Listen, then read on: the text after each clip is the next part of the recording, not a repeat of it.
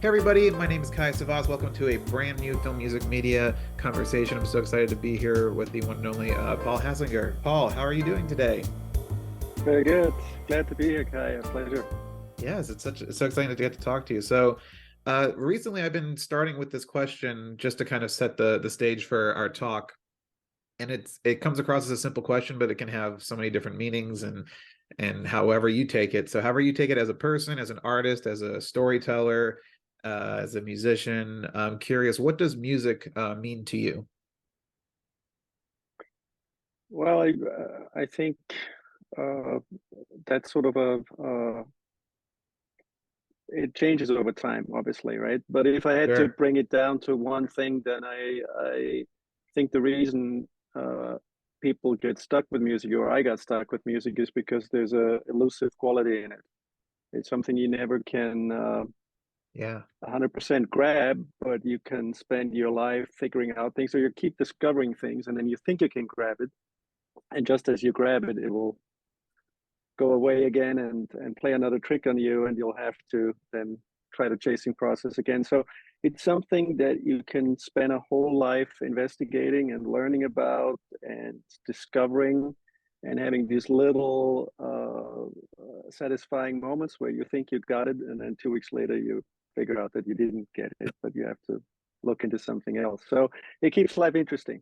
Yeah, absolutely. Yeah, that's a great answer. I love that. So, I'm curious if we, you've had such a, rich career through working with Tangerine Dream and your scoring and everything, but if you go back to your childhood, do you remember kind of the moment, was there like a catalyst moment for you that was like something that happened where you're like, oh, I really love music, I really love sound or whatever? Was there anything that triggered it, or did it just happen kind of over time as you got older? Um, I think sort of a fascination with music definitely grows over time. Also, as you become sort of conscious of things, as a kid, you just want to play and have fun, and then over time, a certain recognition process starts as to what's actually happening. And I think I noticed pretty early on that music has a peculiar effect on people, starting with yourself. It's a good therapy tool and whatnot, but Yeah. also you notice that sometimes when you play something, it has an effect on other people, unlike other effects. You have sort of analysis and calculated effects, and music is a little bit out of bounds. You can't, Yes. it's Yeah. sort of not predictable, it's not plannable, but when it happens, it's pretty impressive, that people can be that moved by something that is, like I said, elusive. It's not a program. It's something that happens in a certain moment. And I think I noticed this, and I weaponized it pretty quickly, because you could. It works the same on potential girlfriends as it works on people that educate you, or any other social situation that you get into, and you keep going after it, and especially in that, when you're starting out, you think sky's the limit and you can do anything that you like. So you just jump in the pool and splash around a whole lot, and then later you recognize that maybe you can't do everything you want. You just Yeah. got to stick to a few things. Well, speaking of doing everything you want, I mean, I feel like you have done, I mean, you've gone through so many different parts of your career. So I'm curious when you start, when you first kind of got together and with Tangerine Dream, was was when they started scoring films kind of the first introduction to the group to you that you got introduced to film music, or was film music on your radar even before all that? Well, if you don't count me stealing my dad's Super 8 camera and taking it to Greece and doing some videos and making some music for that, then yes, Tangerine Dream was the first professional experience. And I came in at an interesting point in time, 80s, which was sort of the switch over to the digital world, but it hadn't Right. really fully happened yet. We were in the middle of that transition, and I came in as sort of the Atari kid, that tried to push that side of things. But when we scored the first films, I was still at the playbacks. sitting at the tape machine with a marker on the tape and then hitting the start button at the signal that Chris gave me, and that's how we. There was no synchronization, So Yeah. the computer side, the sequences were synchronized, but the tape that we recorded to was not synchronized. That's how backwards it was in the early Wow. 80s. That's amazing. Well, I'm curious, like you mentioned kind of how, technology was changing and of course you're very well known for use of your electronics and everything. Was it always a because I always feel like there's this argument that's kind of pointless between like, synth and electronic music and then orchestral and traditional classical or something like that. Was there a lot of battling going on in the film industry back then where it's like, oh, it's like synth music coming in to replace everything? Was there kind of an aversion to it, or was it kind of embraced like, since there was a lot of other great artists like Giorgio Moroder and all these, Hans was coming up in the late 80s and kind of synth stuff started coming in, or was it kind of like abrasive? It was I came in at a not very opportune moment, which was the moment just after the first wave of electronic scores had hit and the debate started. Yeah. Because there were a lot of copycats and there were a lot of poor sounding electronic scores as a result. Everybody wanted to jump on the bandwagon, Mm, but very few people actually knew how to do something original. They were just copying the likes of Vangelis or Tangerine Dream, right. and so electronic music got a bad rap. And ironically, the first one of the first scoring projects I got involved with was Legend, Ridley Scott. And Right. Ridley Scott Legend was sort of the prime example of that dispute, because as you remember, there was a Tangerine Dream score for the US. It was Jerry Goldsmith's score, first recorded, that then was used for the rest of the release around the world. And it was the center of the debate, this score, where Yeah. people said this is the future of scoring, and said no, this is not music. And what Jerry did was the proper way of scoring a film. And so past that, electronic still had its place, but it was something you would rather not mention. And so when I started here in the 90s, I did not really derive much benefits from the fact that I was in Tangerine Dream. Fast forward 30 years to now, after Stranger Things, Tangerine Dream is the best thing you can mention, right? It's, oh, you were in Yeah. Tangerine Dream, that's amazing. But when I first got to Hollywood, you better not mention Tangerine Dream because it had a bad rep at the time. Wow, that's so interesting. That's fascinating. So when you started, I guess when you left the group and you started doing kind of some I mean, you always were collaborating with different artists and doing a lot of different things, but when you started kind of focusing on your composing career, was there what drove you there? What drove you to continue writing music as a solo composer? And what's your love for film and visual kind of musical storytelling? Well, I decided to leave Tangerine Dream in 1990 Yeah. and decided to move to LA, in part because we'd done a bunch of tours and tour prep was always in LA. So I already knew the landscape and I knew a few people. It was just an uh, easy way to get started and to get in. But when I moved here because I was signed to private music on a record deal. And the way they were dealing with young artists at the time, or maybe they still do, is they don't give you an advance. They basically just pay your living wages and set you up somewhere.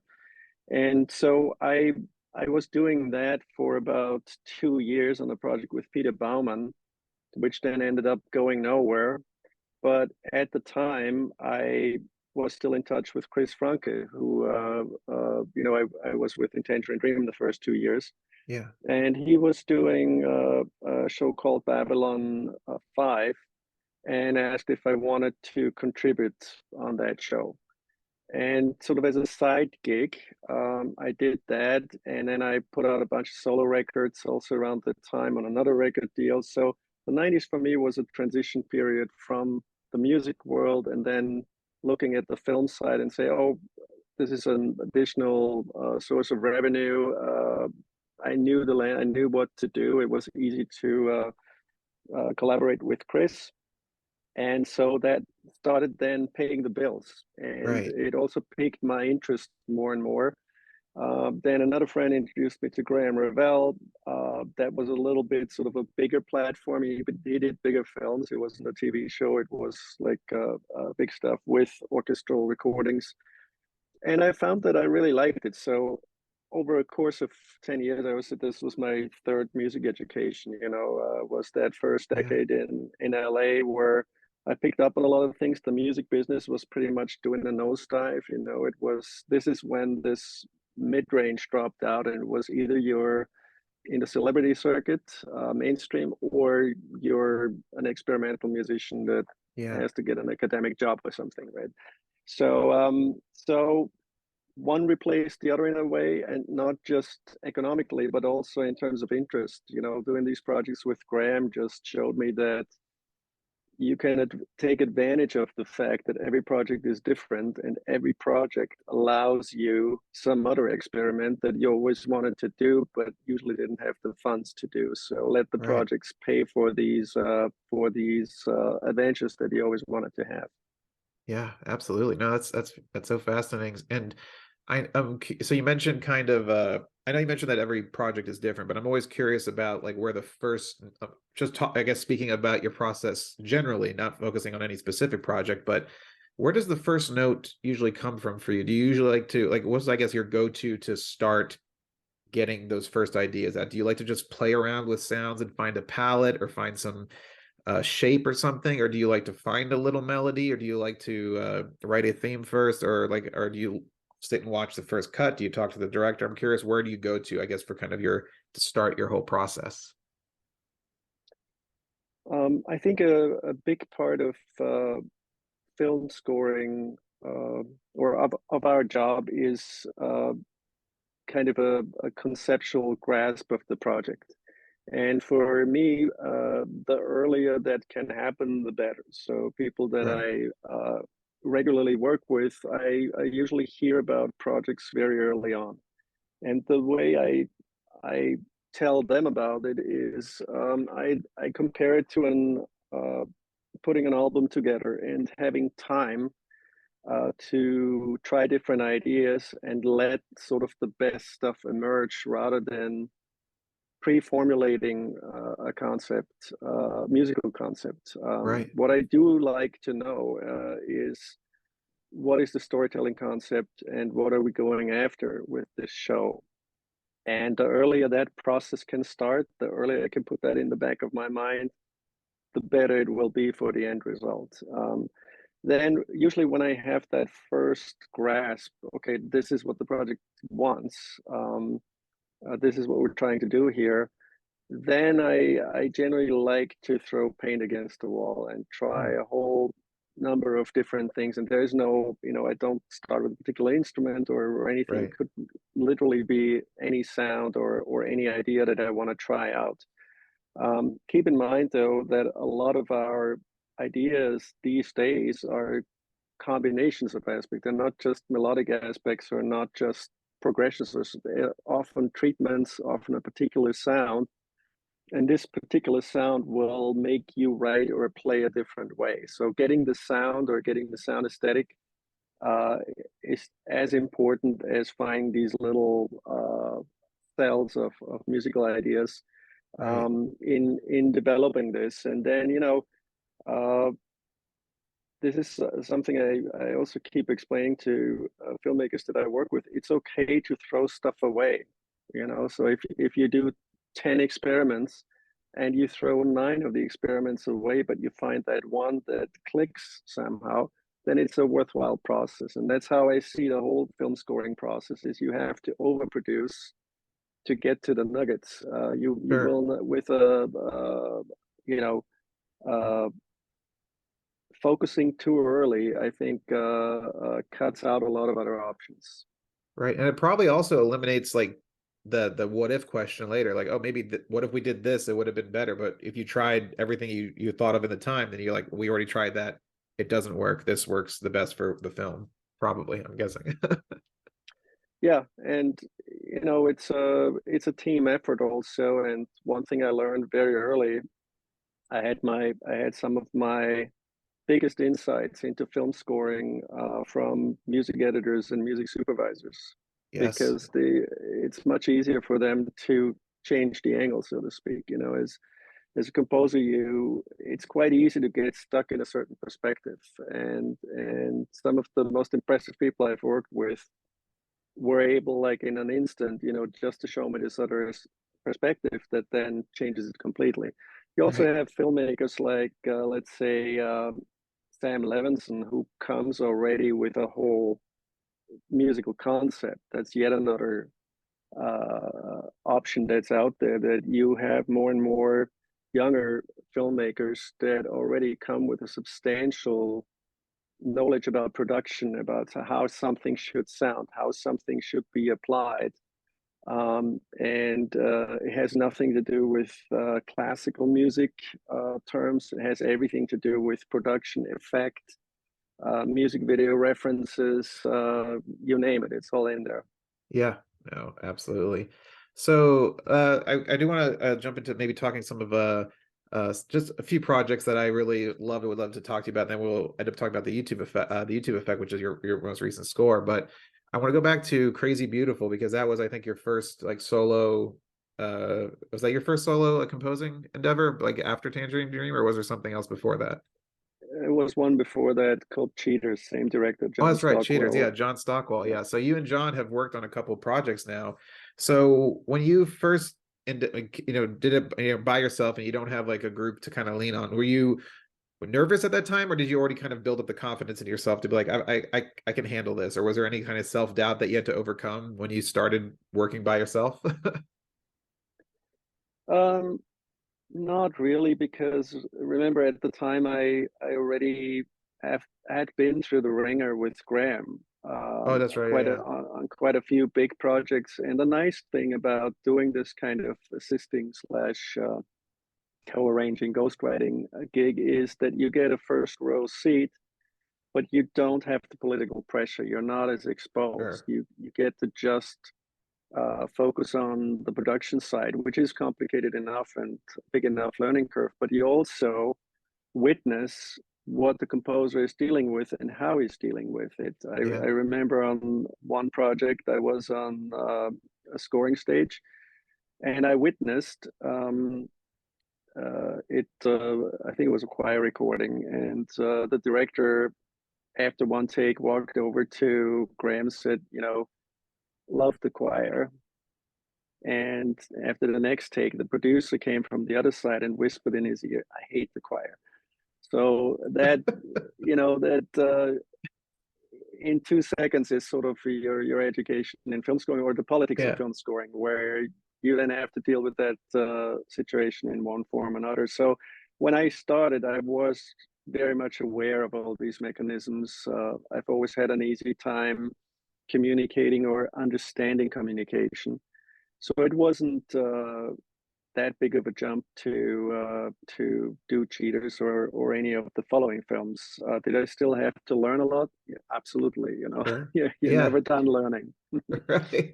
Well, when you started with John as your director, and I know you did Crazy Beautiful and then some other stuff, and then you worked with other directors as well. I'm curious, as a composer, what like, what made John a great director to work with? What made you coming back to work? What made you want to come back to work with him? Was it as a composer? What kind of communication skills are you looking from your director? Do you like to be given a lot of firm direction? Do you like to just be given little ideas and kind of go off and do, as you say, kind of throw paint against the wall and then come back with ideas? I'm curious what if you could like, I kind of for other directors who maybe like looking to work with a composer, what are some the best traits a director could have to communicate with their composer?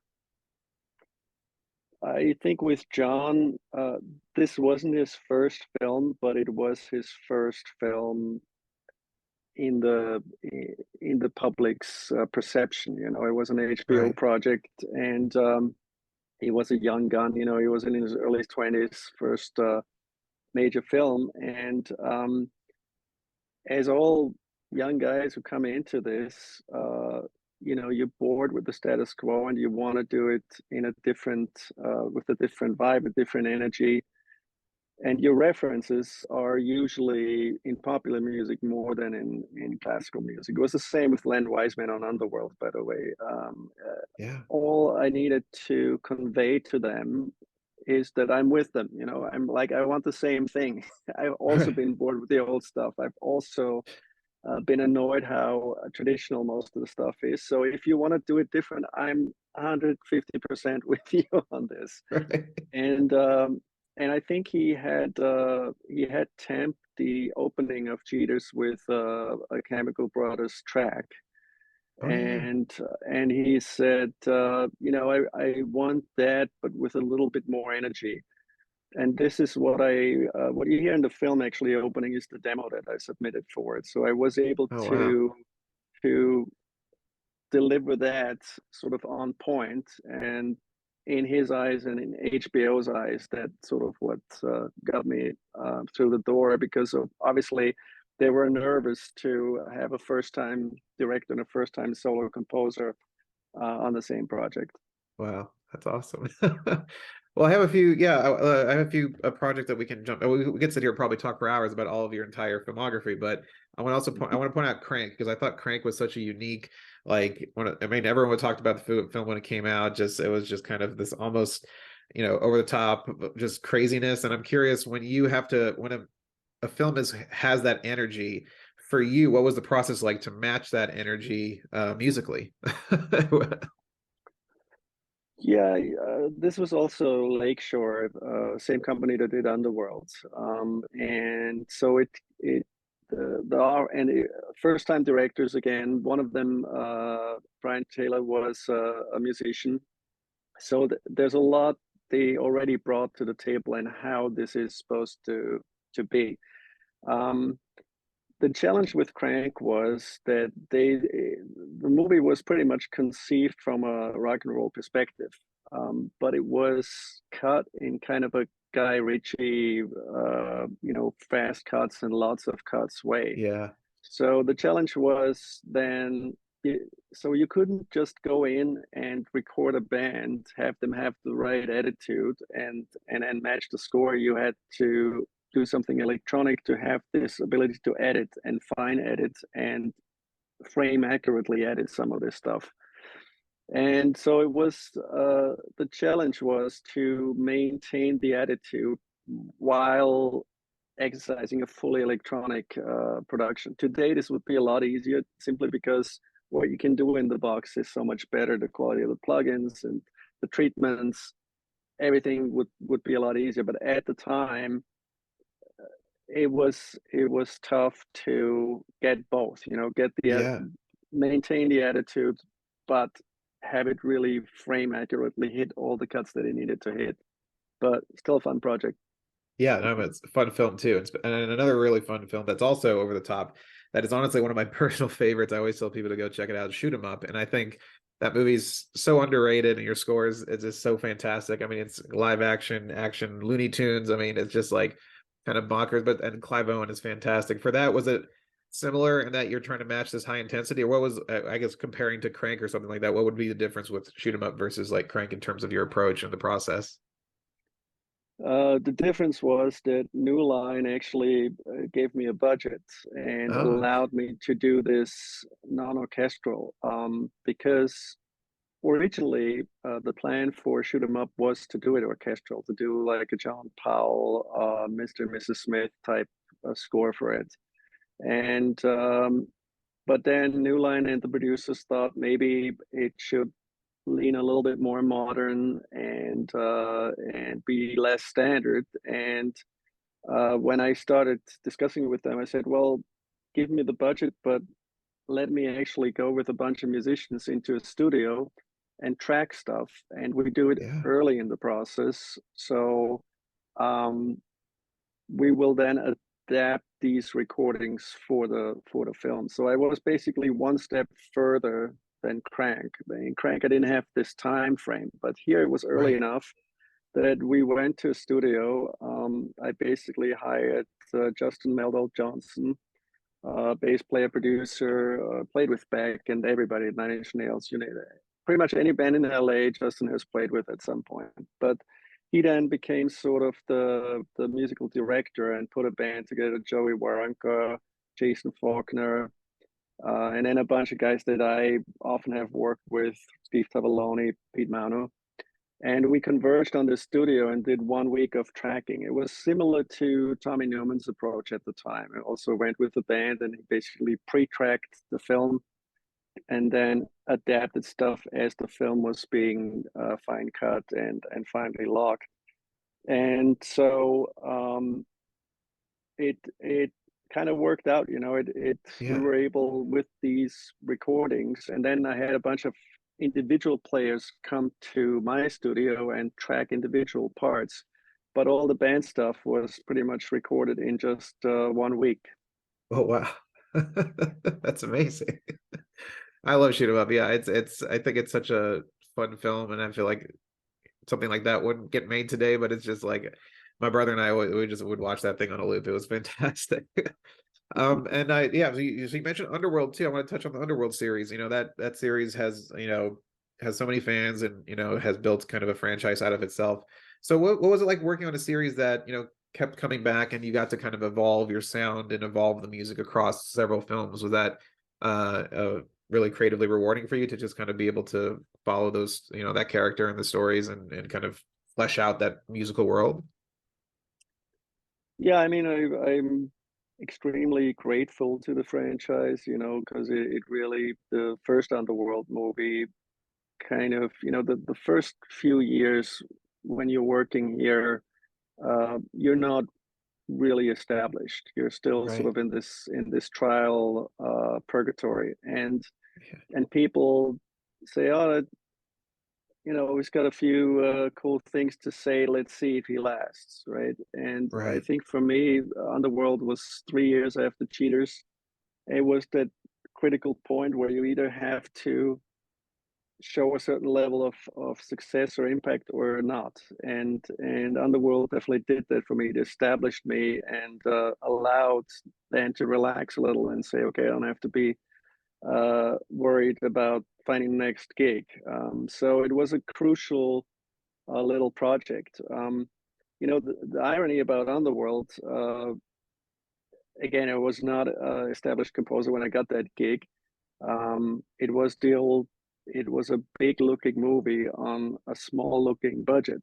Yeah. So they didn't just you know, hand me the key to the castle and say do whatever you want. It's like, here's a budget and see what you can do with this budget. It was clear that we couldn't do full orchestra. So I ended up going to Germany. They were mixed. The dub mix was in Munich, so I booked the studio on a lake outside Munich. One of the few studios at the time had a big SSL console, and I did partial tracking, meaning I had a small string group for a few days and I had a small brass group for a few days, and the score became sort of this hybrid of recorded parts or pre-recorded parts, and then these live tracked ensembles. Right. Ironically, 20 years later, we look at this, and this has become sort of now a pattern, a quite popular pattern, is that you do sort of the bigger orchestral parts program because you have more control, but you have the smaller individual parts separately tracked, sort of the big and small approach. At the time, I didn't think about it creatively. I just made ends meet. You know, I had a Yeah. certain budget available, and in that budget, I could realize this, and it became this hybrid between program electronic sample libraries and these live track parts. Ironically, also the first time I think that VSL was used in a proper project. You know, they had just released their first libraries, so I'm of course maintaining good relations with them to this day. But I think I was the first one that used VSL in the delivery of a score. Wow. Yeah, I mean it's also that technique is now I know a lot of composers still do that if they're working on because I feel like the kind of that mid-range film is maybe coming back a little bit, but that like the mid-range budget film kind of disappeared for a while. You had just giant blockbusters and then like $2 million, indie like genre pieces. And I know a lot of composers, especially, who are just don't have those budgets, they will do that. They'll just, we'll get a little bit, we'll just do a small group, and then the rest is samples and libraries like that. So like I just talked to a composer who worked on his kind of very small budget disaster movie, like Tornado movie, and he wanted to capture that old Amblin sound of Corey Wallace. He did a Supercell, and he was like, oh yeah, we were able to get that big kind of 80s 90s John Williams, Alan Silvestri sound, but do it on a very small budget. So it's Yeah, yeah, it's technology is crazy. I mean, it's allowing a lot more people to do stuff. Yeah, yeah, and it's applied knowledge. You have an incredible amount of technology available, but if you don't know what to do with the technology, or if you sure. don't know what to do with particular aspects of sample libraries, then it, Yeah, it's not going to translate. But if you do, then you can cheat quite a few things, both with sound treatments and with sort of musical effect that something has. Because if you focus on the effect rather than how it's made, there are two different things, and this is sort of forever a debate in the film scoring, or also in the sample library community. Is it yeah, is it are we replacing what's actually happening in the orchestra, or are we replacing the effect that's at the end of everything that they do? And those are right. two different schools, and everybody has to pick what works better for them. For me, it's been a hybrid. I need to know what the orchestra is doing and what the individual player is doing, but I have to also be able to switch perspectives and look at it from the other side and say, at the end of all of this process, what's the effect that it's now having in the telling of this story? Yeah. Wow, that's yeah, absolutely. No. Yeah, you got to tailor it to whatever process works. Everyone wants to get to the same point, but it's and everybody's different. Everyone has a different process.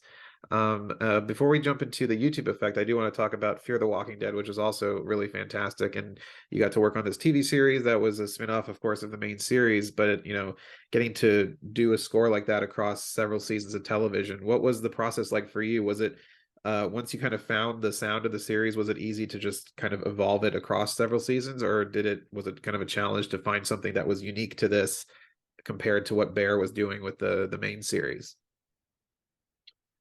Yeah, the starting point for Fear was that they wanted a little bit more industrial approach for it.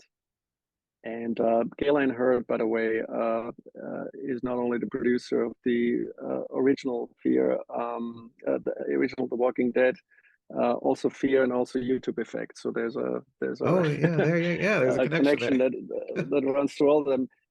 I was actually up for The Walking Dead when they first started working on that show, because at that point there was already a thought to make it more industrial, and with industrial I mean sort of what Tran and Atticus do in that general wheelhouse. Sure, yeah. And so when Fear came about, they said they now want to try this. They now want to try the more industrial approach, more produced electronic, and keyed off of that language. It is obviously a political minefield to work on a show that's the spin-off of another show that's super Yeah. popular, and a lot of players involved. And I have to honestly say that I found uh, production of a successful sound mix for Fear almost impossible, because of Yeah. the political composition of the team, because of what happened on the stage and how the stage team was selected. It was the most challenging and ultimately also most unsatisfying experience I've had in my entire career. Was Wow. the mixing of Fear the Walking Dead, and it's something I regret, but it is also part of the job, and it's Sure. something everybody who starts working in this field has to realize. You can't always uh, get your ideas delivered in the way that you think is most effective. Nevertheless, it's always a bummer. Yeah. And was it just because of the of studio politics, or was it because of the TV schedule as well? Or was it like because yeah, I'm sure you were under crazy amount of pressure to get everything done with the episodic, television schedule, or was it just studio politics was a mess, or was, I'm just curious. Yeah. I think it was mostly that the people tasked with the sound. This is not just the composer, there's a sound Yeah. supervisor, there's a mixer, there's sound editors, whatnot. That group was not matched well. And it needed sort of a Sam Levinson kind of voice in the room that says, everybody, this is what we're doing. Yeah. And I loved working with Dave Erickson, the showrunner. He's a great guy, but he's also a writer. So his main focus naturally was, do the lines work? Is it the right lines? Is it the right performance? Is the story being told the right way? And then also we have music. But for me, obviously, music is like, does the music work? Is that up and then is all the other Right. stuff. So I don't think he wanted to negotiate and compromise on the sound side, and I think sometimes that is possible. In a lot of cases, actually, it's possible, but sometimes the discrepancy is so strong that you would need to redirect and you would need to actually push through a sound aesthetic. It's funny because I talk with Atticus Ross on and off, and he tells me every project, the first 2 or 3 episodes, they're on the dub stage and they're having these big discussions, and they just keep explaining to me it has to sound a certain way. If it doesn't sound a Yeah. certain way, then it's not going to work. It's not effective, and it's a big to do, and they usually are able to push it through. But in the case of Fear, I was not able. I didn't have the political power attached to me to really push through an aesthetic that I thought would have been right for that show. But Right.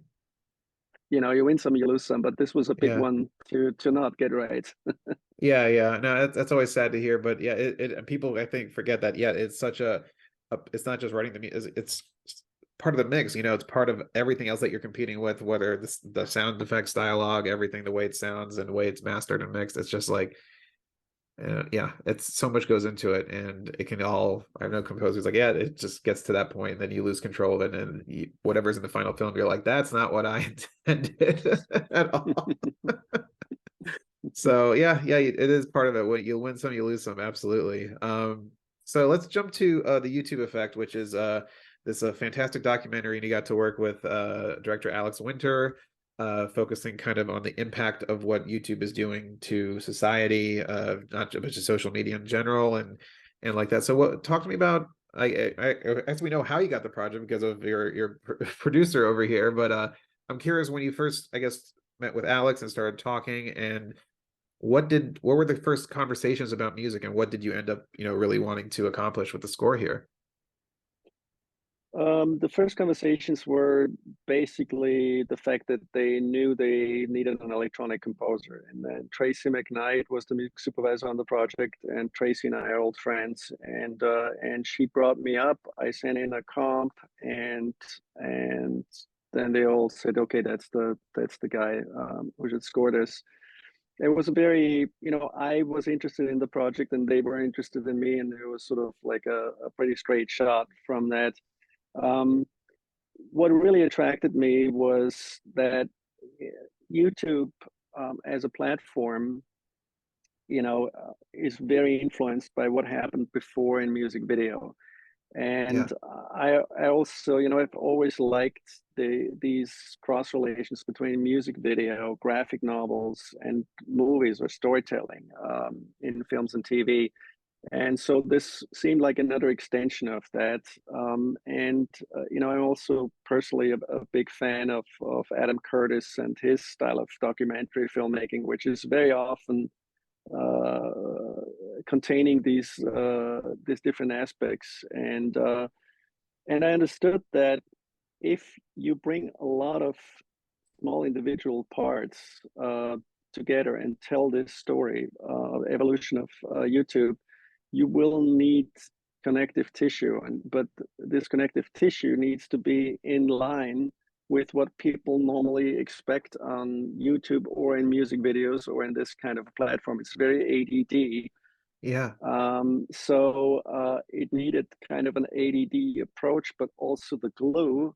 And to do all of this in a way that the audience doesn't notice that I'm doing this was kind of the challenge, and what really piqued me about the project, is this could be really cool, and it gives you license.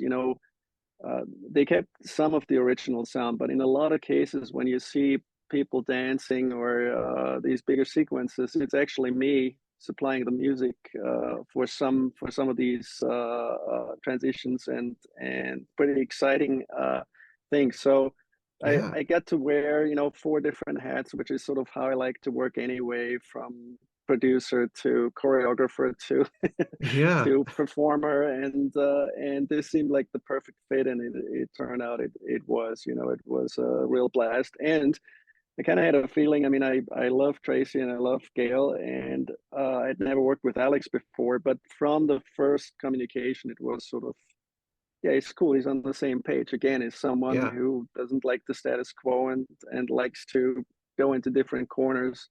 Then Lon Bander was mixing. It was really sort of a little bit of a dream team from my perspective. Yeah, that sounds amazing. And Alex, I think, is such a underrated filmmaker as well. I think a lot of people know him from Bill and Ted and as an actor, but his directing is fantastic, and this documentary is so timely and just fascinating as well. So, but as a composer, was it? I feel like documentaries you can't be like, I guess, too manipulative or too pushing or too kind of guiding the hand. Was it hard to find a balance of tone and how much the music was working, or was it kind of very natural to feel where the music was going to be and all that? Again, I think you key off of documentaries. I'm bored with about 90% of documentaries, and there's certain traps that documentaries tend to fall in. A, there's too Sure. much talking. B, it's sort of the storytelling itself is sort of not, they're trying to tell the case but not the story. They don't make it into a good story. And because I mentioned Adam Curtis, in Adam Curtis documentaries, sometimes you have 5 minutes without talking at all. He just basically puts Yeah. found footage together and choreographs it like an art film or something.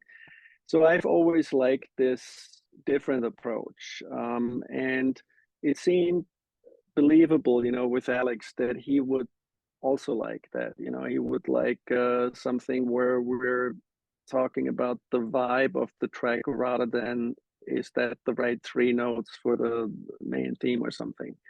Right. And based on that, it was a very enjoyable process. It was very close to pop music in a way. The effects of pop music, which is also something I've always enjoyed, getting into that world and playing with that world. And last but not least, I could involve my old friend John Tejada, who I've known forever, and pulled him into three tracks, including the opening track. And that was just, I mean, John and I had never worked together before, but we've known each other as Right. friends and as musicians for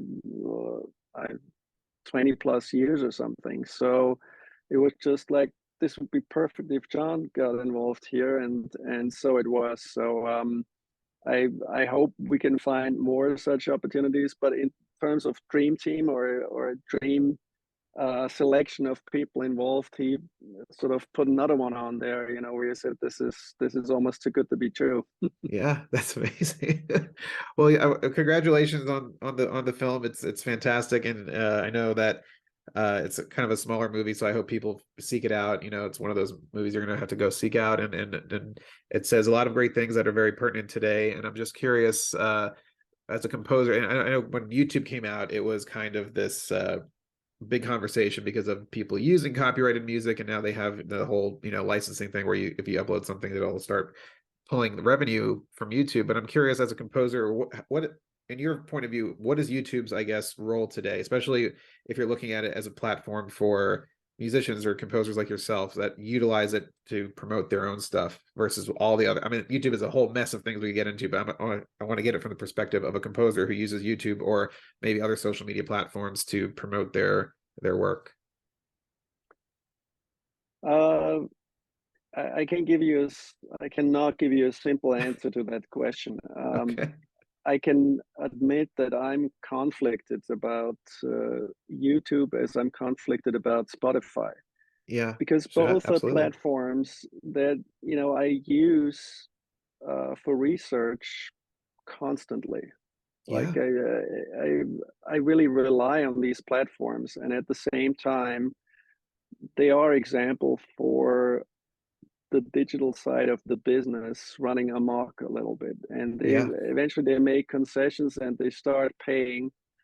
But the truth is that we're still in a post Napster kind of reality, and these are big players in that world. And so there's a lot to be critical about. I mean, the YouTube effect itself is critical about it, and yet we have to acknowledge it's part of our world today. We're not going to turn back the time on it. What we can try to do is make a joint effort to manage it better, or to put a few rules in there that start compensating people the right way. I think it's a long road to get there, but yeah, you can either just give up or try something, and I'm always in favor of trying something. Um, the the time that these companies happen, um, is also a time of very short attention spans, of a different type of energy and information distribution, which interestingly, it to me, as someone who's done a few rounds here, it reminds me a little bit of the early days of personal computing. right. Um, Yeah, it's for me sort of a triple circle, if you will, in that I've experienced that time. I came up during that time. Then I did *Halt and Catch Fire*, which basically a re-examination of that time.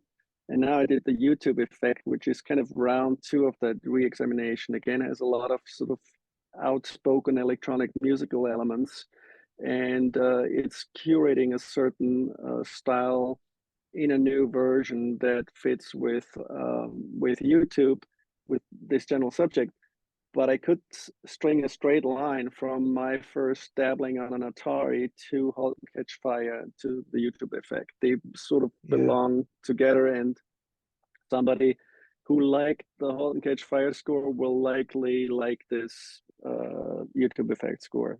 yeah, absolutely. No, I agree with you 100%. It is very conflicting, and YouTube is it allow I mean what we're talking right now is going to be on YouTube. Like it's like it is the platform that I use to reach, other people who are interested in film music and movies and all that stuff, and it allows voices to be heard, but it also, when you throw in all the big things of algorithms and the way it has an impact on society and stuff like that, yeah, it's a very complicated kind of nest and maze of messes to kind of unpack, especially when it comes to royalties, especially for sure for music and usage of other, other clips and stuff like that. Absolutely.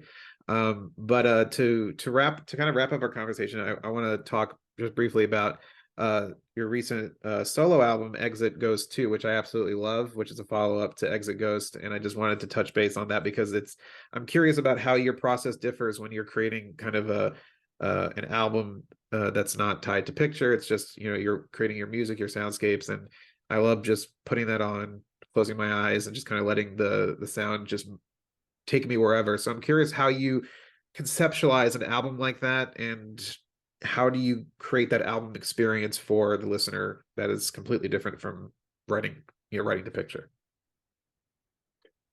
Um, in the best uh, in the best world for me, it would be similar to when you watch a film or you watch a sequence of images.